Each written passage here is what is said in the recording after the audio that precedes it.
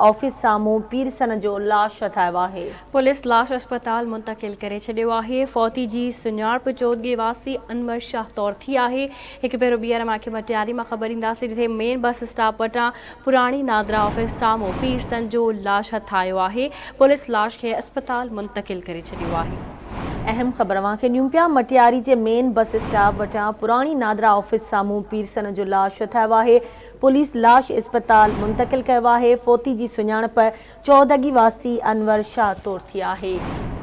अहम ख़बर खां वांखे आगाह कयूं पिया। मटियारी जे मेन बस स्टॉप वटां पुराणी नादरा ऑफिस साम्हूं पीरसन जो लाश हथायो आहे, जंहिंखे पुलिस अस्पताल मुंतकिल कयो आहे। फौती जी सुञाणप चौदगी वासी अनवर शाह तौर थी आहे।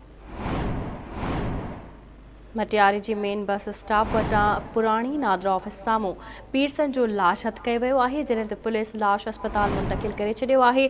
फौती जी सुञाणप चौदगी वासी अनवर शाह तौर थी आहे। इन हवाले सां तफ़सील मालूम कंदासीं। गफ़ूर मला असां सां लाइन ते मौजूदु आहे। जी गफ़ूर। जी तव्हांखे ॿुधायां, मटियारी शहर मेन बस स्टॉप तां पीरसन जो लाश हथायो। शहर जे पुराणी नादरा ऑफिस साम्हूं हिकु शख़्स जो लाश मिलियो। लाश मिलण जे इतला ते मटियारी मक़ामी पुलिस पहुची लाश तेलका अस्पताल मटियारी मुंतकिल कयो। लाश जी सुञाणप चौदगी वासी अनवर शाह तौर थी आहे। पुलिस ठीकु आहे, तव्हांजी महिरबानी गफ़ूर मल्ला अपडेट करण लाइ।